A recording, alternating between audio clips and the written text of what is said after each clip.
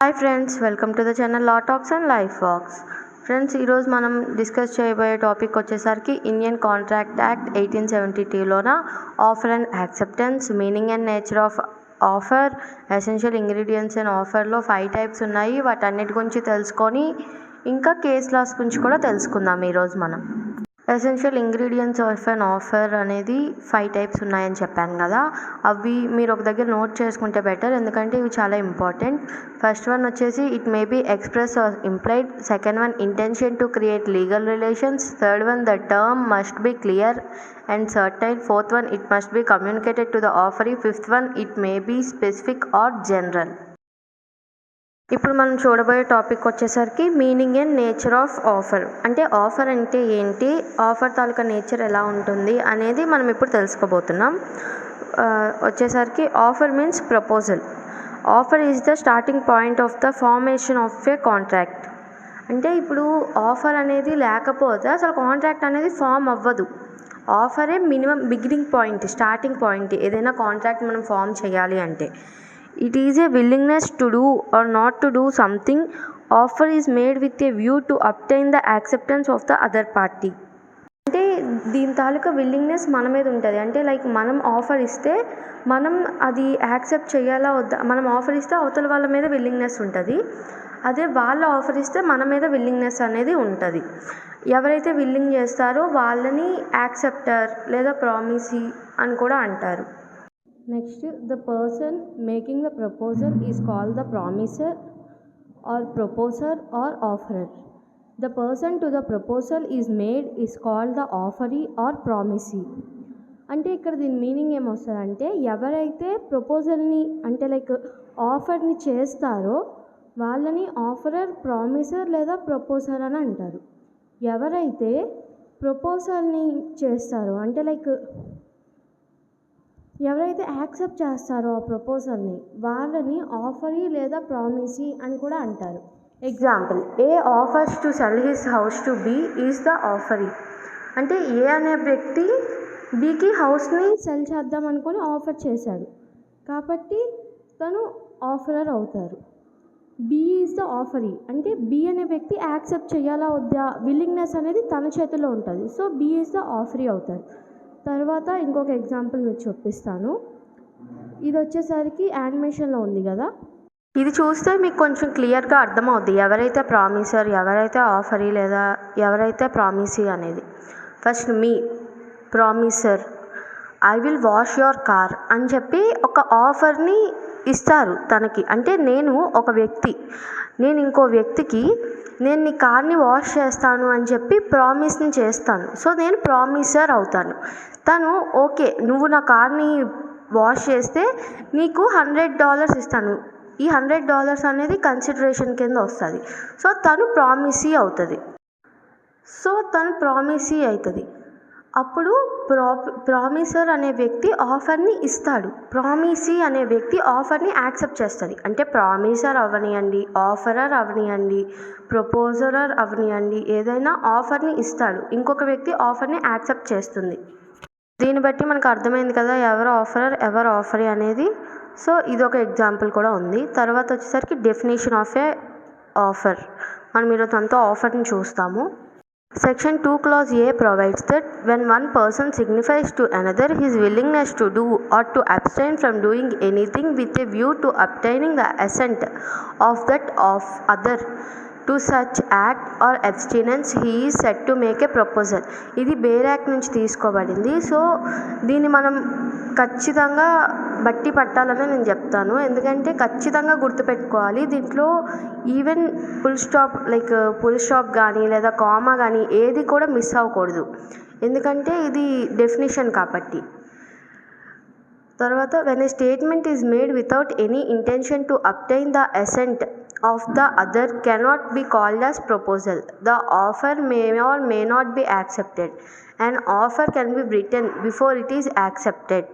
అంటే దీని మీనింగ్ వచ్చేసరికి ఎవరైనా ఒక వ్యక్తి అంటే ఇంటెన్షన్ లేకుండా వేరే వారి విల్లింగ్నెస్ గురించి ఇంటెన్షన్ లేకుండా ఏదైనా వర్క్ని చేస్తే అది ప్రపోజల్ అని పిలువబడదు. The offer may or may not be accepted. మనం ఆఫర్ మనం ఆఫర్ ఇచ్చాక అవతల వాళ్ళ విల్లింగ్నెస్ గురించి మనం వెయిట్ చేయాలి. అంటే అది యాక్సెప్ట్ అవ్వని, నాట్ యాక్సెప్ట్ అవ్వని మనం ఎప్పుడైనా విల్లింగ్నెస్ గురించి వెయిట్ చేయాలి. మనం ఏదైనా ఆఫర్ చేసి దాన్ని యాక్సెప్ట్ చేసే ముందు వరకు కూడా మనం దాన్ని రిటర్న్ బ్యాక్ చేసుకోవచ్చు ఆ ఆఫర్ని. అదే యాక్సెప్ట్ చేశాక మనం విత్డ్రా కానీ రిటర్న్ బ్యాక్ కానీ చేయలేము ఏదైనా ఆఫర్ని.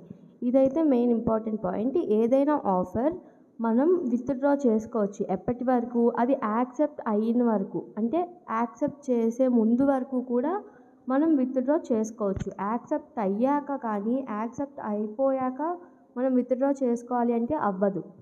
ఇప్పుడు మనం essential ingredients of a valid offer గురించి డిస్కస్ చేయబోతున్నాం. ఫస్ట్ మనం ఒక 5 పాయింట్స్ చెప్పుకున్నాం కదా, లైక్ సైడ్ హెడ్డింగ్స్ లాగా, అవే ఎసెన్షియల్స్ అని. వాటి గురించి ఒక్కొక్కటిగా తెలుసుకుందాం. First one, it may be express or implied. అంటే అయితే రాసి ఉండొచ్చు లేదా నోట్తో చెప్పొచ్చు. లేదు ఈ రెండు కాకుండా వ్యవహారపరంగా కూడా మనం చూసుకోవచ్చు ఇంప్లైడ్ అంటే. Like first one express. Express అనేసరికి మనం అయితే రాసి చెప్పొచ్చు. లైక్ రాసి మనం కాంట్రాక్ట్లోకి చూడొచ్చు, లేదంటే ఓరల్గా మనం మాట్లాడుకొనైనా కాంట్రాక్ట్లోకి మనం ఎంటర్ అవ్వచ్చు.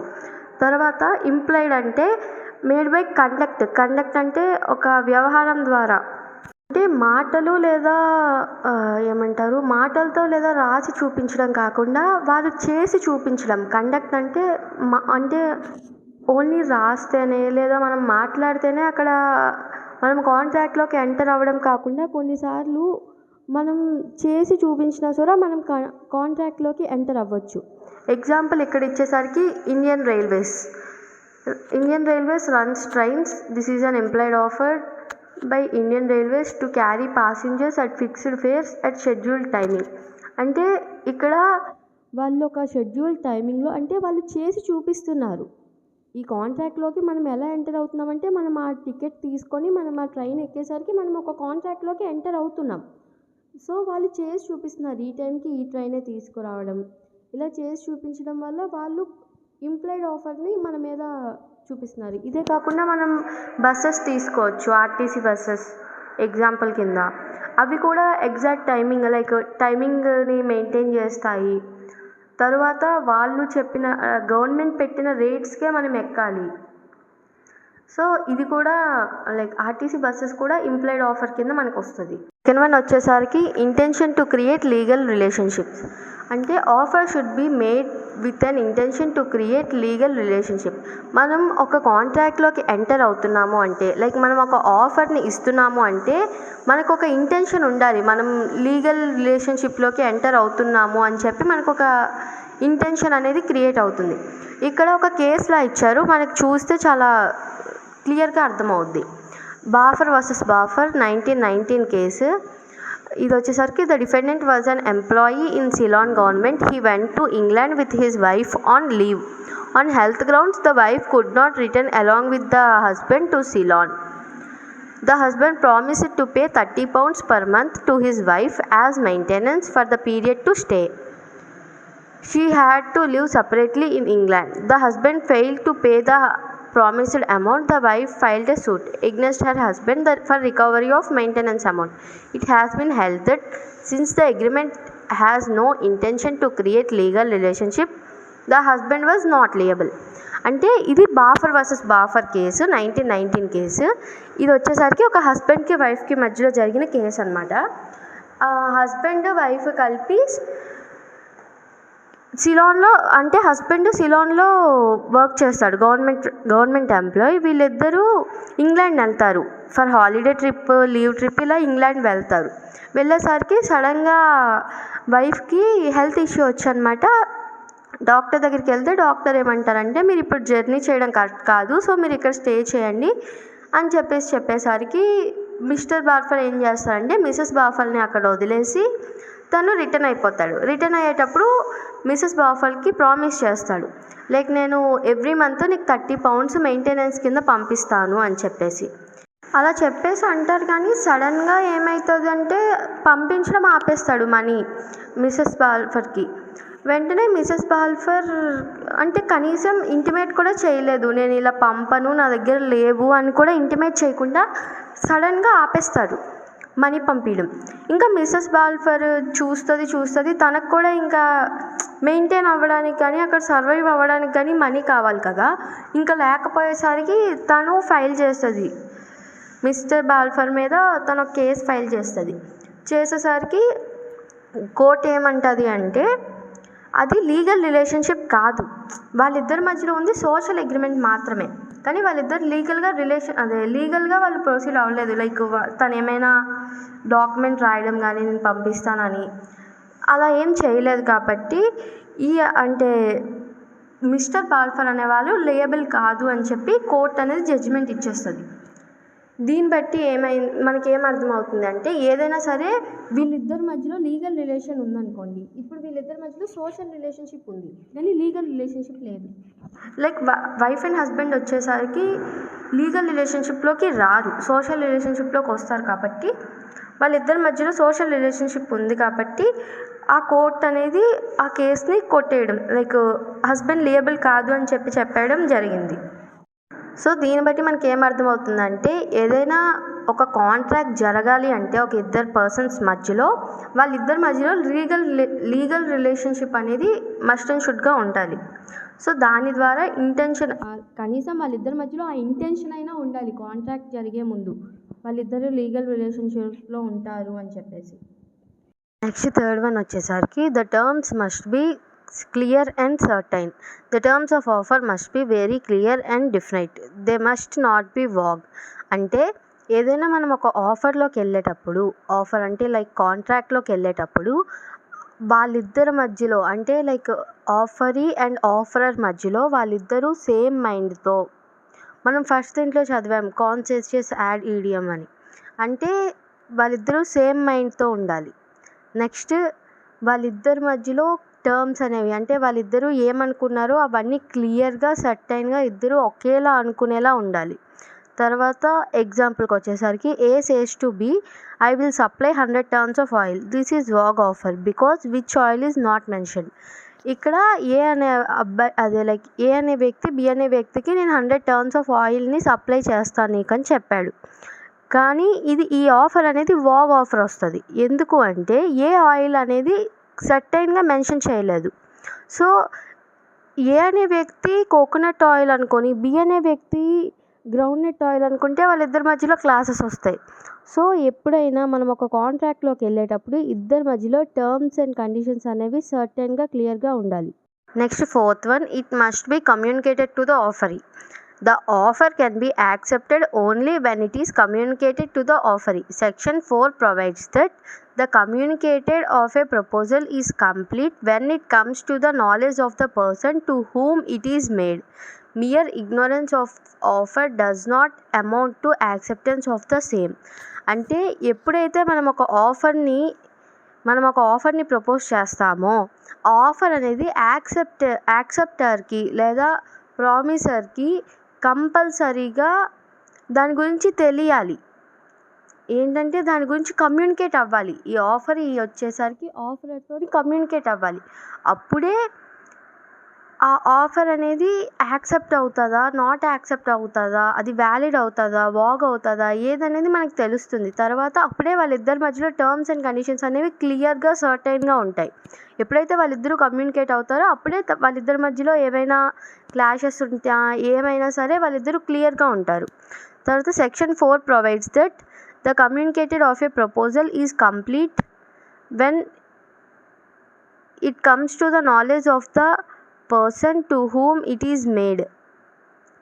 అంటే సెక్షన్ 4 ఏం చెప్తుందంటే కమ్యూనికేటెడ్ ప్రపోజల్ అనేది కంప్లీట్ అవుతుంది ఎప్పుడు వీళ్ళిద్దరూ సేమ్ మైండ్తో ఉన్నారు, ఇద్దరూ సేమ్గా ఆలోచిస్తున్నారు అన్నప్పుడు. To whom it is made. Mere ignorance of offer does not amount to the acceptance of the same. అంటే మనం ఇగ్నోర్ చేసామనుకోండి ఆఫర్ని, అప్పుడు ఇద్దరు యాక్సెప్టెన్స్ సేమ్ ఉండదు, లైక్ ఇద్దరు ఒకే మైండ్తో యాక్సెప్ట్ చేయలేరు. సో ఎప్పుడైనా సరే ఆఫరీకి కమ్యూనికేట్ అవ్వాలి ఆఫర్ గురించి లేదా ప్రపోజల్ గురించి. Next fifth one, last one, it may be a specific or general. Specific offer is made to a particular person.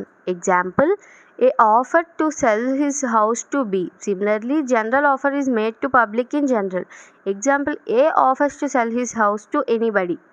అంటే స్పెసిఫిక్ ఆఫర్ అనేది ఉండాలి పర్టికులర్ పర్సన్తో. లైక్ ఇక్కడ ఏం చెప్పారు, A offers to sell his house to B. Similarly general offer is made to public in general. అంటే A అనే వ్యక్తి తన హౌస్ని బీతో సెల్ చేద్దాం అనుకున్నారు. అలానే పబ్లిక్లో కూడా పెట్టారు, నేను నా హౌస్ని సెల్ చేద్దాం అనుకుంటున్నాను అని. సో ఏ అనే వ్యక్తి బీకైనా సెల్ చేయొచ్చు. లేదా ఎవరు వస్తే లైక్ ఎవరు తన ఆఫర్కి యాక్సెప్టెన్స్ ఇచ్చి మంచి కన్సిడరేషన్ ఇస్తారో వాళ్ళకి తను సెల్ చేసుకునే రైట్ తనకు ఉంటుంది. So it may be specific or general. అది ఒక ఆఫర్ అనేది ఒక పర్సన్తో అయినా ఉండొచ్చు, లేదా జనరల్గా లైక్ చుట్టుపక్కల వాళ్ళతో. లైక్ ఇప్పుడు మనం చూసిన ఎగ్జాంపుల్నే మనం అర్థం చేసుకోవచ్చు. ఇప్పటి వరకు మనం essential ingredients of a valid offer గురించి చూసుకున్నాం. ఇప్పుడు వచ్చేసరికి వాటికి సంబంధించిన కేస్ లాస్. ఫస్ట్ వన్ మనం బాఫర్ వర్సెస్ బాఫర్ ముందు నేర్చుకున్నాం. ఇప్పుడు లాల్మన్ శుక్లా వర్సెస్ గౌరీ దత్ గురించి నేర్చుకుందాం. లాల్మన్ శుక్లా వర్సెస్ గౌరీ దత్ కేసు. ఇది 1913. The defendants nephew ran away from home. The plaintiff, who was the defendant's servant, was sent to search the missing boy. While the servant left in search of the boy, the defendant announced a reward of 501 to anyone who might find out the boy. The plaintiff, who was ignorant of this reward, was successful in searching the boy. Later he came to know about the reward and filed a claim suit against the defendant. It has been held that since the plaintiff was ignorant of the offer of reward, his act of bringing the boy was not an acceptance. Therefore, the plaintiff was not entitled to claim the reward. ఇక్కడ ఈ కేసులలో వచ్చేసరికి defendant తాలూకా మేనల్లుడు ఇల్లు వదిలి వెళ్ళిపోతాడు. అయితే తను ఏం చెప్తాడంటే, ఎవరైతే నా అంటే ఫస్ట్ వాళ్ళ తాలూకా సర్వెంట్కి వెళ్ళి వెతకమని చెప్తాడు. తర్వాత సర్వెంట్ వెళ్ళిపోయాక తను ఒక 501 రూపీస్ లైక్ అనౌన్స్ చేస్తారు రివార్డ్ లాగా. ఎవరైతే నా మేనల్లుడిని నాకు తిరిగి తెచ్చిస్తారో వాళ్ళకి ఇంత అమౌంట్ ఇస్తాను అని చెప్పేసి అనౌన్స్ చేస్తారు. అయితే ఆ రివార్డ్ గురించి ఏంటి సర్వెంట్కి తెలీదు. తను వెళ్ళి ఆ అబ్బాయిని వెతికి రిటర్న్ తెచ్చి తనకి ఆ రివార్డ్ గురించి తెలీదు. తర్వాత ఈ డిఫెండెంట్ కూడా చెప్పలేదు. సో తను నార్మల్గా ఉంటుంది. తర్వాత తనకి రివార్డ్ గురించి తెలుసుకొని అప్పుడు వెళ్ళి కేసు వేస్తుంది తన మీద, డిఫెండెంట్ మీద వేస్తే అప్పుడు కోర్టు ఇచ్చిన మనకి తీర్పు ఏంటంటే తనకి తెలీదు. సో తను వెళ్ళిపోయాక చేశారు. నెక్స్ట్ తను ఆ లీగల్ ఇంటెన్షన్తో తను వెళ్ళి అబ్బాయిని ఎతకలేదు. నాకు రివార్డ్ కావాలి అనే లీగల్ ఇంటెన్షన్తో అబ్బాయి వెళ్ళి ఎతకలేదు. సో తనకి తెలియకుండా జరిగింది కాబట్టి ఇప్పుడు తనకి ఇవ్వకపోయినా డిఫెండెంట్కి ఏం కాదు. అంటే ప్లేంటిఫ్ అక్కడ రివార్డ్ క్లెయిమ్ చేసుకోవడానికి హక్కు లేదు అని చెప్పేసి కోర్టు మనకి జడ్జిమెంట్ ఇస్తుంది. సో దీన్ని బట్టి ఏంటంటే ఎప్పుడైనా మనం లీగల్ ఇంటెన్షన్తో వర్క్ చేయాలి. Next one కార్లిల్ versus carbolic smoke ball company 1893 ఇది ఈ case. The defendants advertised their product carbolic smoke balls as a primitive medicine against influenza, that is a disease of cough and cold. They announced a reward of £100 to any person who suffers from influenza even after taking the smoke balls manufactured by them in accordance with printed directions. A sum of £1,000 had been deposited with the Alliance Bank to show their sincerity to their customers. The plaintiff, Mrs. Carlyle, relying on the advertisement, purchased a smoke ball from a shop and used in accordance with the directions of the defendant, but still caught influenza. She filed a civil suit and claimed the reward of £100 as advertised by them. It has been held that the advertisement, being a general offer addressed to all the world, had ripened into contract with the plaintiff by her act of performance of the required conditions and thus accepting the offer. Therefore, She was entitled to claim the reward. Thus the defendants were made liable. అంటే ఇక్కడ ఏంటంటే కార్లిల్ versus carbolic smoke ball company. Carbolic smoke ball company అనేది ఒక carbolic smoke బాల్స్ని తయారు చేస్తుంది. అవి దేనికి use అవుతాయంటే people influenza అనే డిసీజ్తో బాధపడుతున్నారు. అంటే ఇన్ఫ్లుయెంజా మనకి అటాక్ అవ్వకుండా అది యూజ్ అవుతుంది అని చెప్పేసి అడ్వర్టైజ్ చేశారు. తర్వాత ఈ డిసీజ్ ఏంటంటే కోల్డ్ అండ్ కాఫ్కి సంబంధించిన డిసీజ్. తర్వాత ఏమైందంటే వాళ్ళు ఏమన్నారు అంటే ఎవరైనా అంటే ఆ స్మోక్ బాల్ మీద ఉన్న డైరెక్షన్స్ ప్రకారం ఎవరైనా ఈ మెడిసిన్ యూజ్ చేసి ఎవరైనా ఇంకా ఇన్ఫ్లుయెంజాతో బాధపడితే మేము వాళ్ళకి £100 రివార్డ్ ఇస్తామని చెప్పేసి ఆఫర్ని చేశారు. ఇంకా అలా అని చెప్పి మిసెస్ కార్లిల్ అనే వ్యక్తి ఈ బాల్స్ని కార్బోలిక్ స్మోక్ బాల్స్ని తీసుకొని తను యూజ్ చేశారు యాజ్ బై ద డైరెక్షన్స్. వాళ్ళు ఏవైతే డైరెక్షన్స్ మెన్షన్ చేశారో అంటే వాళ్ళు ఎలా అయితే ప్రిస్క్రిప్షన్ మెన్షన్ చేశారో అలానే యూజ్ చేశారు. బట్ ఈవెన్ దో తను యూజ్ చేసిన తర్వాత కూడా తను ఇన్ఫ్లుయెంజాతో బాధపడింది. సో బై దిస్ అంటే వాళ్ళు ముందే చెప్పారు మేము ఎవరైనా చూపిస్తే మేము అమౌంట్ ఇస్తాము అని. అలానే దానిపైన నమ్మకం మనకి కలగడానికి వాళ్ళు బ్యాంక్లో కొంత డిపాజిట్ కూడా చేశారు. సో తిను కేసు ఫైల్ చేసింది. నేను యాజ్ పర్ ఇన్స్ట్రక్షన్స్ యూజ్ చేశాను, అయినా సరే నేను ఇన్ఫ్లుయెంజాతో బాధపడుతున్నాను, నాకు ఇన్ఫ్లుయెంజా అటాక్ అయ్యింది అని చెప్పేసి కేసు ఫైల్ చేసింది. అప్పుడు కోర్ట్ జడ్జిమెంట్ ఏంటంటే అమౌంట్ని ఇమ్మని చెప్పేసి కోర్ట్ జడ్జిమెంట్ ఇచ్చారు. ఎందుకంటే తను యాజ్ పర్ ఇన్స్ట్రక్షన్సే యూజ్ చేసింది అండ్ దెన్ తను ఆ రివార్డ్ని పొందింది. ఇది వచ్చేసరికి ఒక general offer, like implied offer మనం చదివాం. First one it may be express or implied, ఇది ఇంప్లైడ్ ఆఫర్ కింద కూడా రావచ్చు. తర్వాత ఇది జడ్జిమెంట్ కేసు, ల్యాండ్మార్క్ కేసు కాబట్టి ఇది చాలా ఇంపార్టెంట్ కేసు. ఒకసారి దీని గురించి చూడండి. Next one electronic lighting systems private limited and another versus Shah investments financial developments and consultants private limited and others etcetera. ఇది 2015 case. It has been held that the matter regarding advertising rights was separate and the municipal corporation, which is a statutory body and instrumentality of a state, should have acted fairly by making it open for all eligible to submit their offers. As such, municipal corporation was not justified in giving the advertisement rights to the applicants without inviting tendered for it. To that extent, that municipal corporation has not acted fairly. As such, the manner in which the advertising rights are given to the applicants with the work order cannot be said to be fair, and contract to that extent was liable to be quashed without interacting with rest of the work order. ఇక్కడ ఈ కేసులో ఏంటంటే ఇక్కడ 2 కంపెనీలు ఉన్నాయి, electronic lighting system private లిమిటెడ్ను Shah investment financial developments and consultancies private limited. ఇది ఒక గవర్నమెంట్ టెండర్కి సంబంధించిన కేసు. ఏంటంటే ఇది మున్సిపాలిటీ వాళ్ళు గవర్నమెంట్ టెండర్ వేశారు. ఏంటంటే లైట్స్ ఉంటాయి కదా, స్ట్రీట్ లైట్స్, వాటిని ఎల్ఈడి లైట్స్గా మార్చాలి అని చెప్పేసి టెండర్ వేశారు.